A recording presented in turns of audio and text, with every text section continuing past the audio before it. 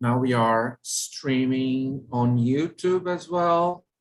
So if you would like to see us, we are on EXP, Inteligência Educacional, XP Inteligência Educacional channel, all right, on YouTube.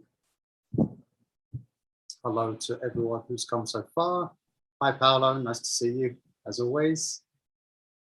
Hello, Eloisa, Ian, and Andre. You get a gold star for being here first. Yes. Top of the class.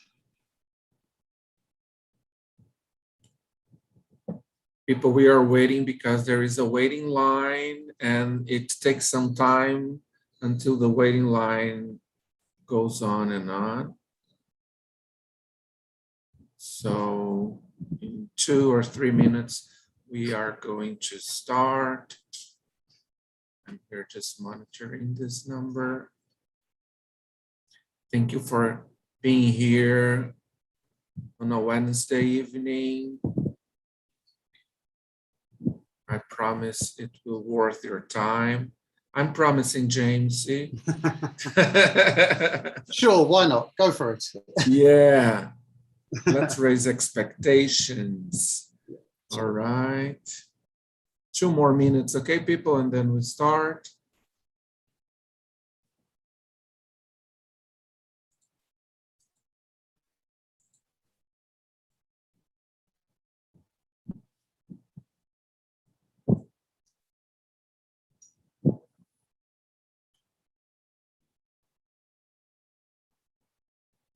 Okay, so 1 more minute.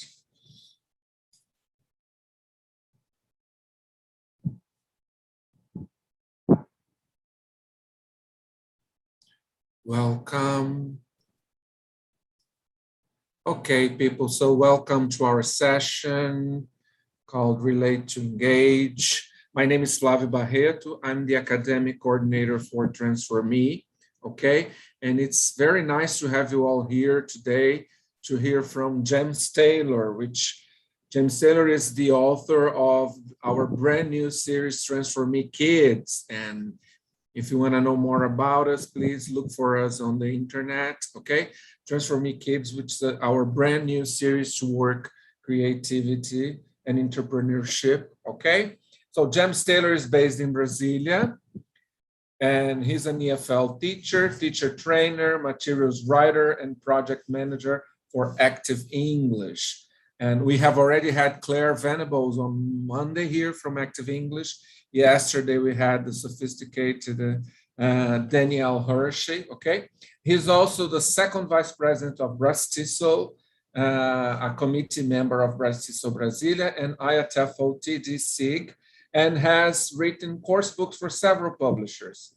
He produces the ELT-nominated TEFL Commute podcast and co-founded the Raise Up project, encouraging diversity in ELT materials. So I give you James Taylor. James, thank you for coming, and they are all yours.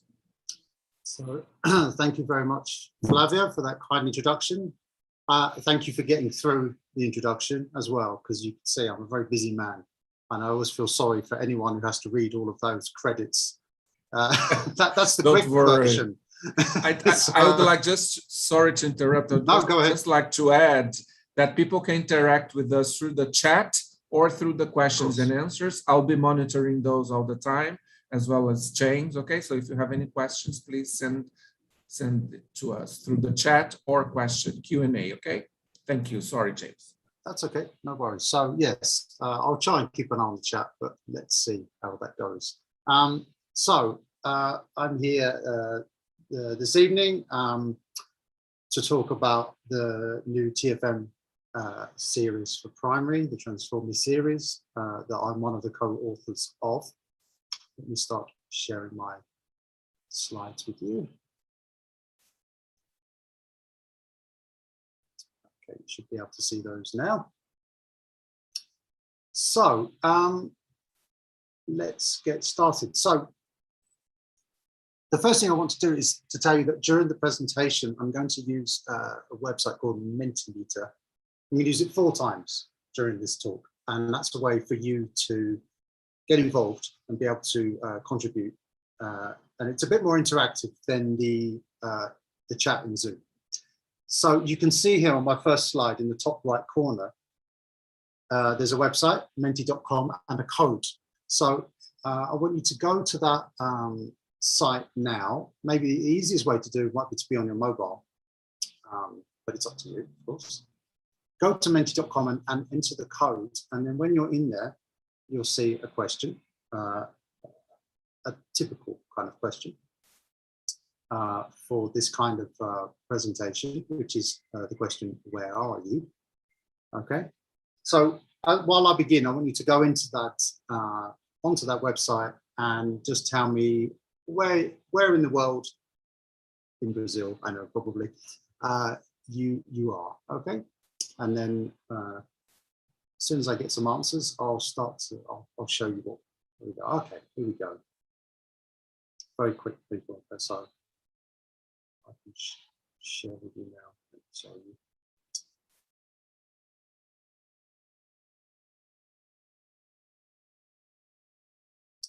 There you go. So you should be able to see those coming in now. So we've got Rio, Goiânia. Okay, hold on. Garanhuns, is that right? Sao Paulo. Yeah. Okay. So thank you for joining me from those places. Maria is there from Salvador. But go ahead and try out Mentimeter, Maria, just so you're familiar with it for later. Okay, so as we mentioned, I'm one of the writers on the new Transform Me series for primary. What we got? Oh, someone's joined us from Belo Horizonte. Welcome. Okay. And so we're in this series of webinars we've had so far, right? We've had Claire and we've had Danny, and then I'm tonight, and then tomorrow we've got Kenya. I hope you've been able to go to the previous webinars, and I hope you can go and see Kenya as well tomorrow, which is great. Maybe you could put something in the chat just to let me know, based on the title alone, what do you expect me to talk about this evening? Put that into the chat box. I'm interested to see what you're thinking. While you do that, I'm going to drink some water. Very, very dry in Brasilia.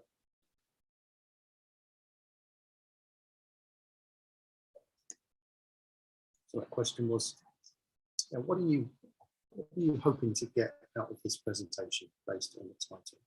Relate to engage. So Carlos mentioned motivation. Interesting. That's definitely part of it. Flavio mentions relationships are important to engage students in the classroom. Definitely. That's definitely something we're going to talk about. If you have any other ideas, I'd like to see them. You can pop them into the chat. Okay, so when, okay, yeah, Maria says students' participation, definitely, that's definitely a part of it as well.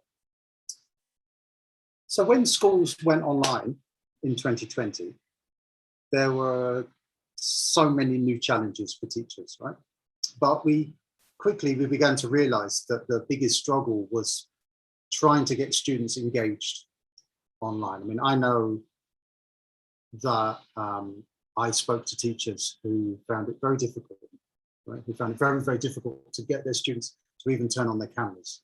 So it's been I think it's been a very hard and demanding time for a lot of teachers of kids and teens. And I think we're still not, I don't think we're still fully able to measure the impact, right? That this sort of lack of motivation and interest has had on our students. So now that the schools in Brazil are reopening, educators are naturally concerned with kind of mitigating this loss, right? This loss of learning that has happened in the last year and a half. But where do we begin with this?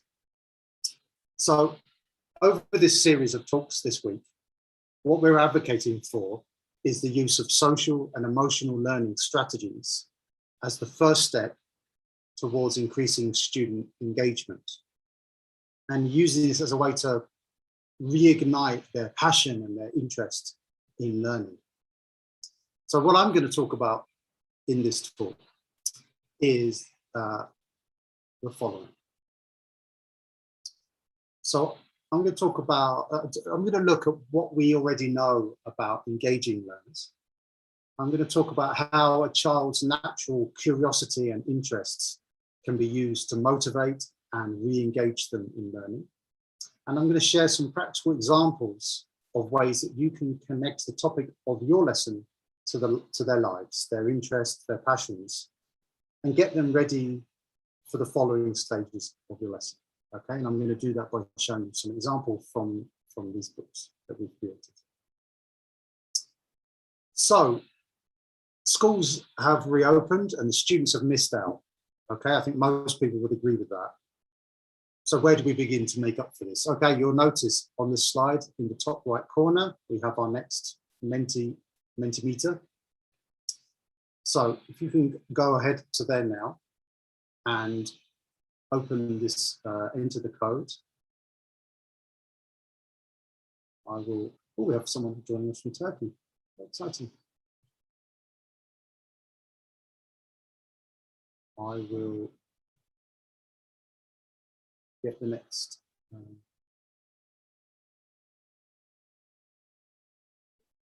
Second. I will get the next one ready for you.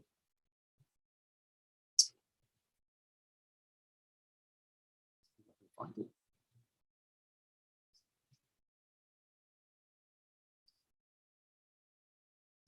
Sorry, everyone.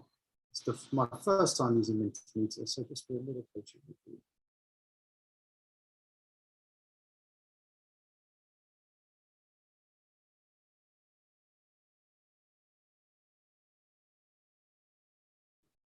Here we go.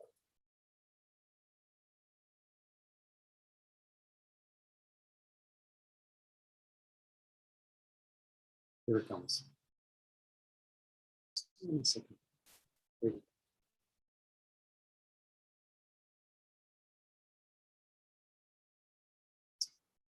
Okay, so you should be able to see now the next question in Mentimeter. How can students make up for what they have missed? So what I'm asking you here is to think about, when you think about what the students have been through in this time, in this year and a half, what ways are that can you think of the ways that you can make up for this lost time? What can you do now to try and compensate for what the students should have done in school in the last year and a half that they've missed? If you have any ideas, let me know. So it could be, for example, they could have extra lessons. Okay, here we go.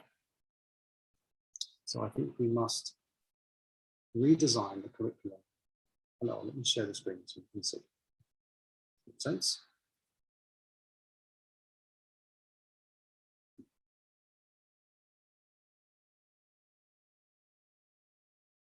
Okay, see that now. So the first one, I think we must redesign the curriculum in a way that the classroom is not the only place for learning. Interesting, very interesting. Perhaps widening the scope of what it means to learn might help them to learn more. That's a good point. Focus on abilities instead of content itself. That's very interesting as well. The idea that we can perhaps be a bit more practical in what we do. I like that suggestion. And they could have more face-to-face interaction. Yeah, so I guess this is to compensate for the fact that that's the main thing they've missed out on the last year and a half, isn't it? Being together. I certainly have heard from people that this has been a big issue for a lot of kids. It's just not being, together. Okay. Let me go back to my slides. Thank you for those suggestions. Very interesting.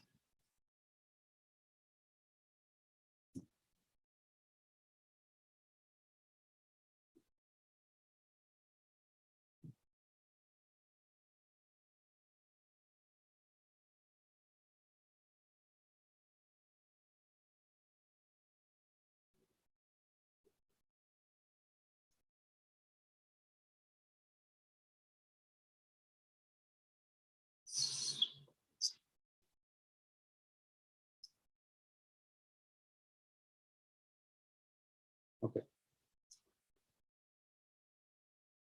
So, as schools are reopening, this research by UNICEF, conducted in 2020, reveals that nearly 70% of schools are intended to focus on recovering this lost teaching time that we've been talking about, with strategies such as remedial or accelerated learning programs, adjusted school calendars, and increased class times. So your ideas there were much more innovative, I think, than what most schools have been implementing. But then the question really is, how can any of these strategies possibly have a positive impact on academic outcomes if the children who are returning to the classroom are demotivated and disinterested in school?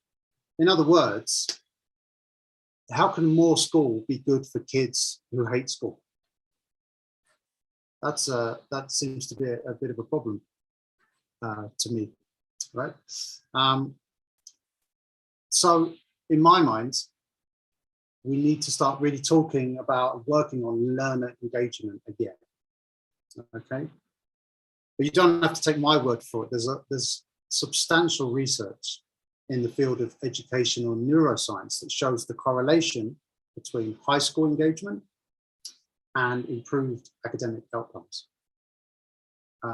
So, as you can see here on the slide, students who are engaged have more motivation to participate in class, enjoy achieving their learning goals, are more likely to persist through challenges in learning, and feel intrinsically motivated to gain new and deeper understanding.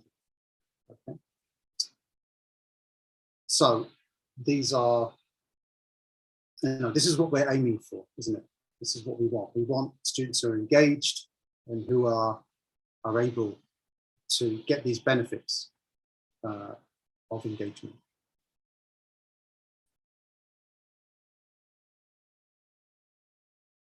And there have been plenty of studies that confirm this idea that higher engagement leads to higher academic progress. So this one is particularly interesting, as it involved, it's a big sample size, which I think is really important. It involved 128 schools and more than 110,000 students. It's big. And as you can see here on the graph, they found that student engagement improved results, not only in maths and reading, but there was a significant difference overall. Okay. So I'm sure that many of you watching this will be thinking, okay, yeah, this is not really new to me. I mean, maybe it's just kind of obvious stuff, right?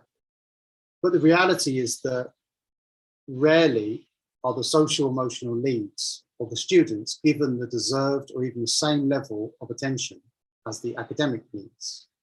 There are many factors that could explain this, and we don't have time to get into that today in this talk. But I'd like to look at what we already know about student engagement and consider the different ways that you can make this a priority in your lessons in ways that are easily integrated in what you are already doing. That's the aim. So this is what we know about engagement. You can see there's another Menti there in the corner, Mentimeter, sorry. I'm not there yet, but get ready. So what do we know about engagement? So recently there was an article by Melissa Childs. All the references for this you can see at the end. Okay. And she refers to 3 types of student engagement: emotional, behavioral, and cognitive. And you can see how these are broken down as well into different areas, right? So emotional engagement includes things like having a learning community, the importance of strong relationships, and having a growth mindset. In other words, believing in your potential to improve and being positive about the learning experience. You've got cognitive engagement, different strategies to learn, higher order questioning, things like this, and then behavioral aspects as well. So being able to collaborate with others, class norms, having established norms in the classroom, different areas. And this is where engagement can come from. So on the Mentimeter, let's see if I can do it a bit faster this time. Let's see how it goes. Here we go. So on the Mentimeter today, hopefully you've put the code in already. Just quickly now, if you haven't, do it now. 21021013210. And so the next question I want to ask is about how you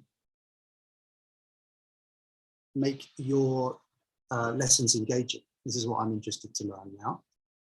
I want to know about how do you tap into this engagement and make your lessons engaging.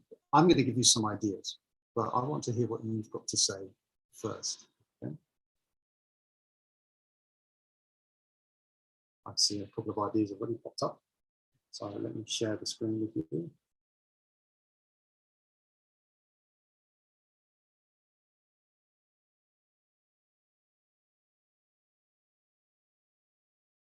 I try to make my lessons fun and related to the students' likes and needs. Yes, I think it's worth remembering that fun is not the only type of engagement, right? And you can, I don't want to sound, don't take this the wrong way, but it is possible to sort of be engaging without being fun. That doesn't mean that you have to be, that you can be boring. That's not what I'm saying. But I think that sometimes students can kind of get into something without it necessarily being fun, if that makes sense. So make them be the protagonist, yeah, so that it gives them a sense of ownership and personalization over what's happening in the classroom. Try to make the activities that are interesting and more fun to them. Yeah. I mean, it helps a lot if we know the interests of our learners. It doesn't matter what age they are, at any age. This is a very useful thing. And working in groups. Yeah, I think that having not just working in groups, but having a variety of different dynamics in the classroom is always helpful. It's good that you don't want the students to feel sort of settled in that the lesson has the same rhythm, right, for the whole way through, from the beginning to the end, and that it doesn't change. You're looking for those kind of ups and downs of the lesson, right, and different interaction patterns to keep them on their toes, to keep them interested. Very good suggestions. Thank you. Thank you for those.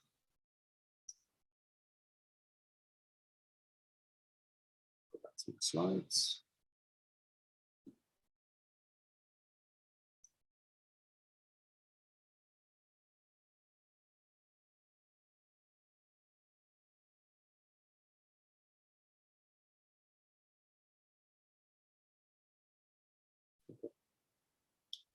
You should be able to see the slides again now.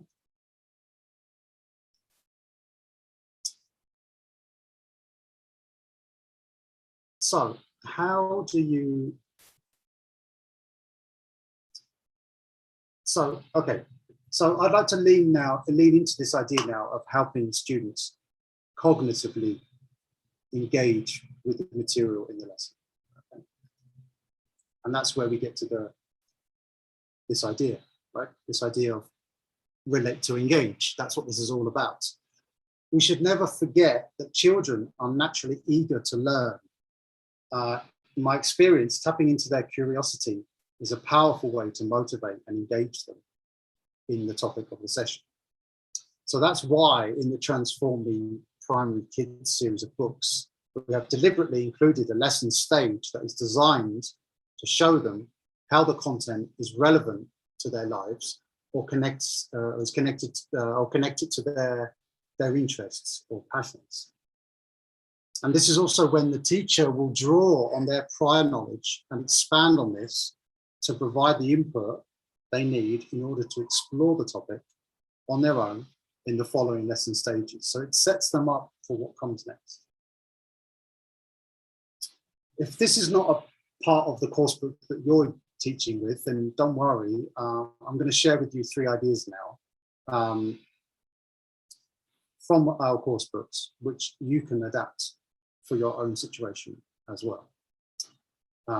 So all of these activities come from book 5 in the series, which was one of the 2 that I wrote. And they're taken from the first project, which is called Change the Game.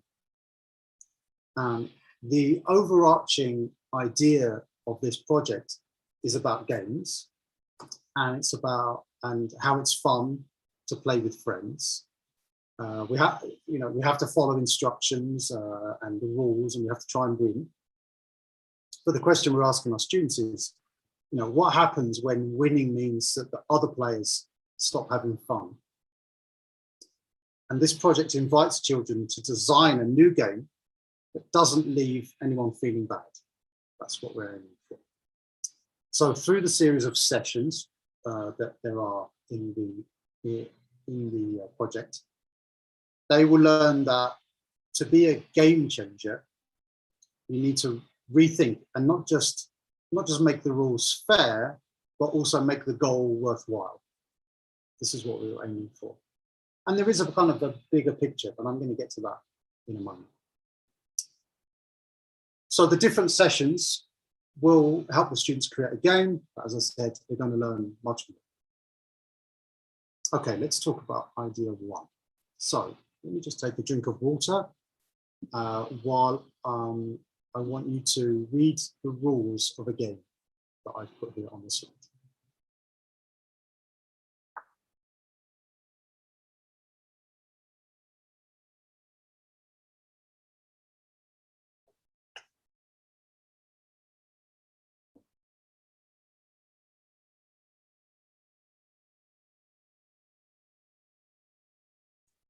So this is from session 2. So in session 1, the learners play a game.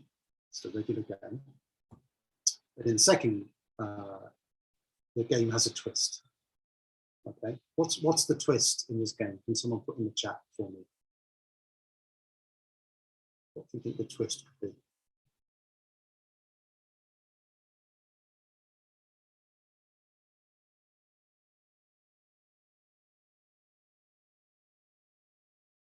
They love music. It's not. They do love music, yes, but that's not the twist. Any ideas? What's the thing that is a bit unpredictable about this game? What makes this game different from regular games?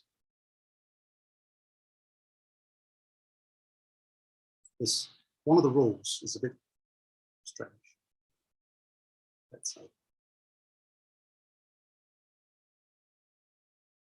Okay, I'll tell you. So the 5th rule is a bit strange, right? Tell them that everyone whose name begins with the letters A to M has to freeze on one leg. Okay, so how do you think, I'm going to ask you another question to put in the chat. Now, you didn't answer me last time, so I'm looking for you to answer me this time, okay? Don't let me down. So how do you think these rules and this game would affect the students? Right. There are going to be 2 groups of students participating in this activity. The one group whose names begin with A to M and one group whose names go from N to Z. So how do you think these rules, this game, would affect those groups differently? Let's see, any ideas?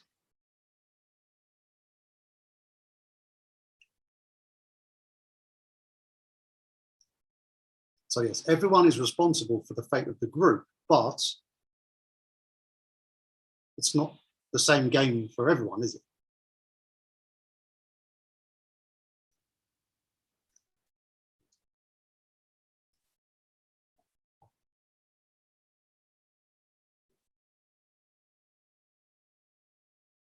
So, well, okay, this game is not fair, is it? If the objective of the game is that you have to freeze on one leg, you have to freeze, and then you can't move or laugh or talk, it's much harder to freeze on one leg than it is on two. Okay, so the people who are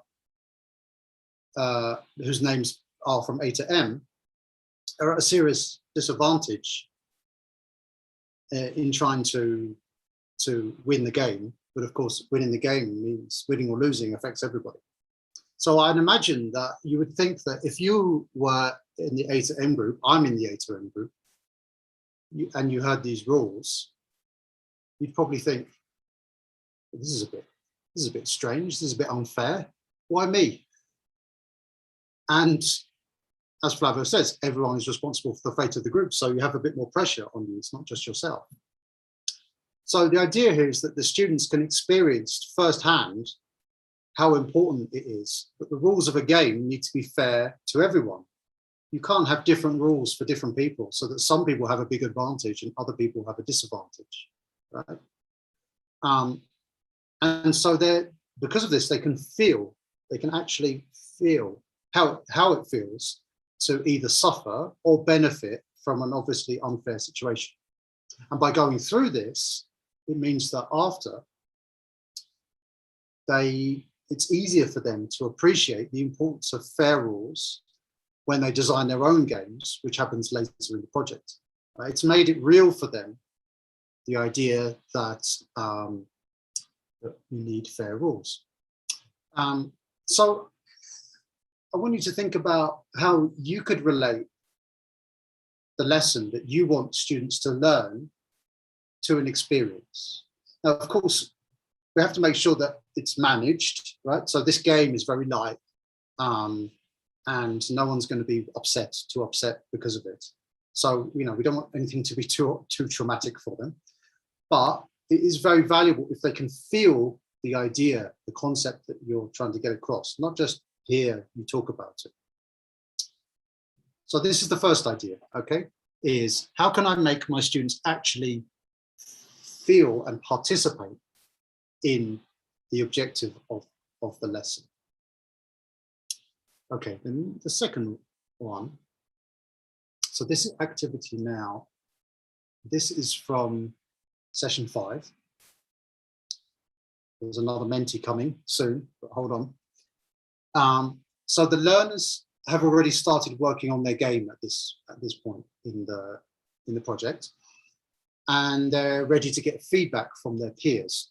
So the question then on the Menti is, what potential problems are there with asking students to give feedback to each other?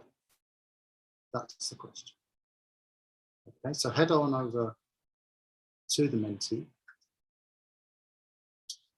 and you can add your ideas.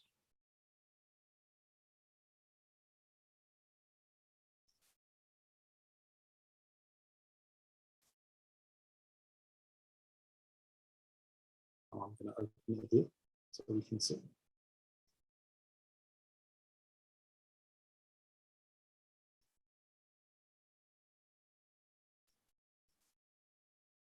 It's a bit faster this time. Good. So, what potential problems are there with asking students to give feedback to each other?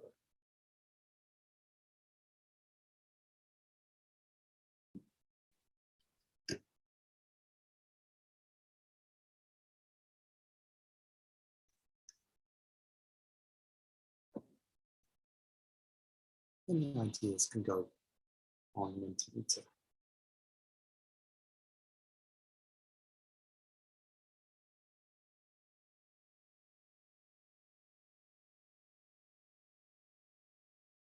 Okay, that's the first one. I would imagine there would be a lot of potential problems that you might see about asking kids to give feedback to each other. I would imagine a lot of teachers would be quite worried at this concept, unprepared. So they're not sincere. That's one suggestion. Yeah.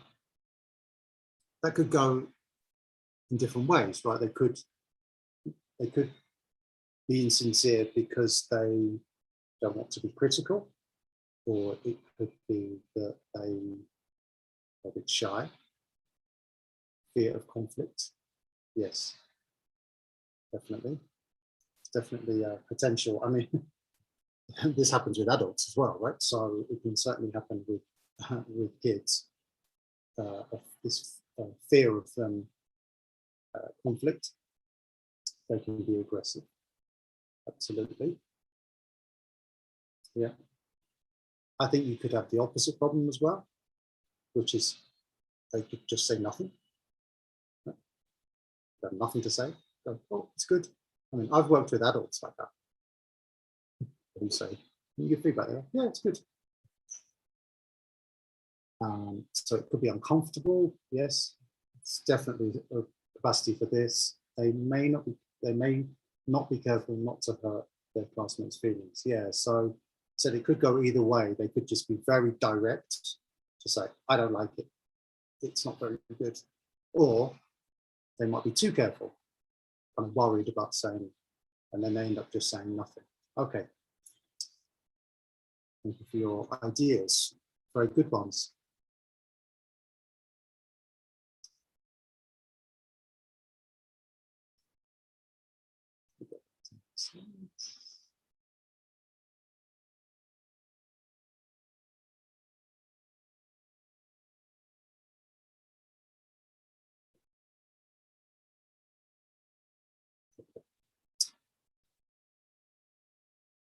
So what you can see here on this slide is that this activity, which is structured and supported. So we want the learners to know how to give feedback in a respectful way and to receive it as a positive but not a personal criticism. So to do this, the teacher needs to set it up so that they know exactly what they need to do. Plus, you can see that here in the student's book, they have sentence stems, which, you know, they kind of lead them in the right direction, okay? They lead them towards the right kind of feedback that we want to give. And you see that it's in 3 sections, okay? So the first section saying, tell the creator something you liked. So start with a positive. And then ask them a question. So ask them a question about their intentions. And then give them a positive suggestion. I think you should add, I'm confused by this, you could change. Okay, so you see how supported this is. This isn't just free, okay? And this is my second tip for making your lessons more engaging, is to think about how you can lead your students towards the learning objective.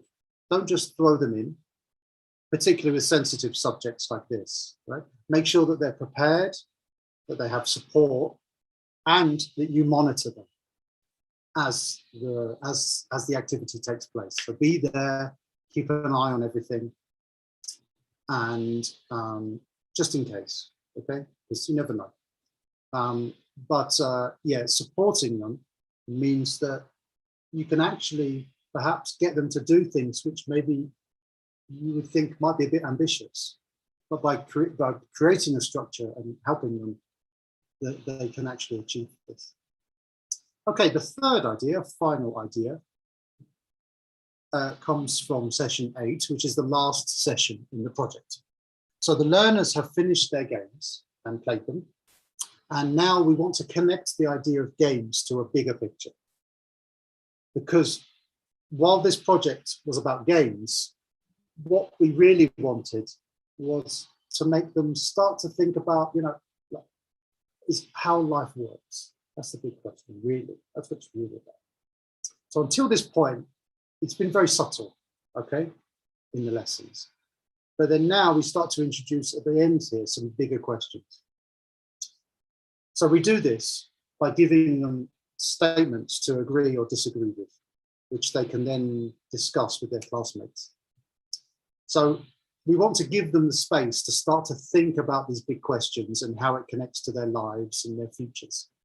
And again, this is supported with the quotes, right? It's not just a completely free discussion. You don't just say, what's the connection between life and games? Discuss. And it's going to, I think, would fry their brains a bit. But here you're giving them the structure so they can begin to make these comparisons themselves. So in your lessons, think about how you can connect the theme of your lessons to bigger topics. Don't be scared of giving students the opportunities to express themselves. At this age, they're beginning to develop opinions and an identity. It's just sort of starting.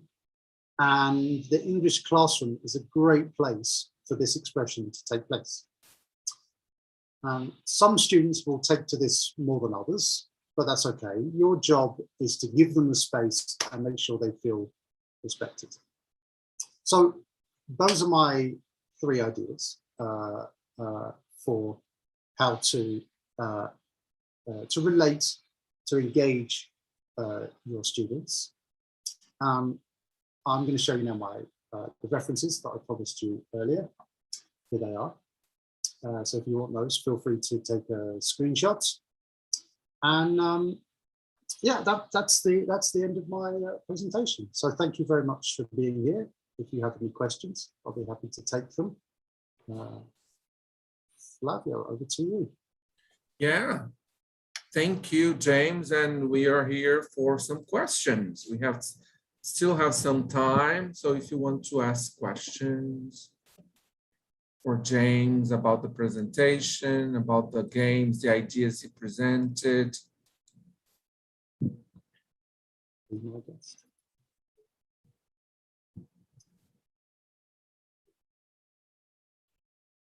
More questions?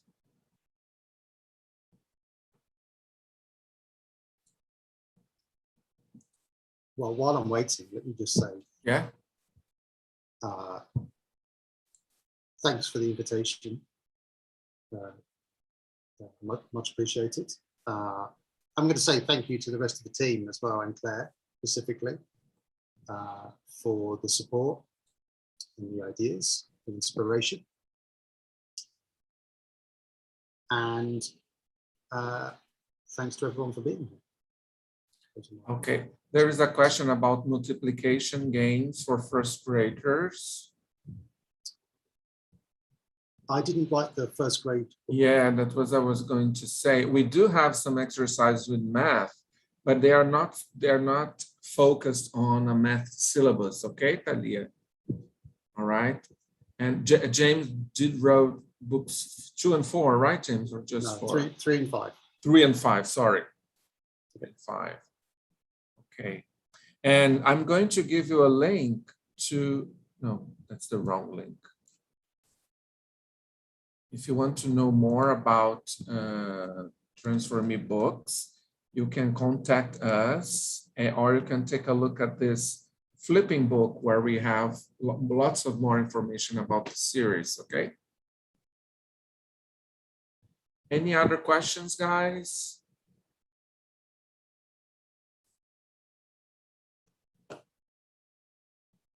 So feel free to flip through the link I just posted here to know a little bit more about Transform Me Kids, our new series for Fundamental, it's Anos Iniciais, all right?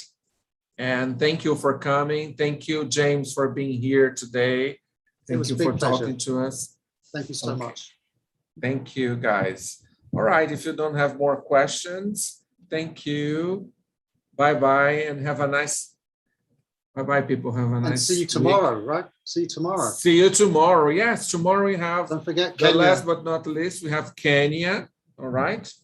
And at the same time here, all right, people, and at YouTube on SXP Inteligência Educacional channel, all right? Okay. Okay, Thanks thank you. everybody. Thank you, people. Bye-bye. See you. Bye-bye. Oh, register for tomorrow's session. So you have the link for tomorrow's session here on the chat. So if you want to register, okay, people.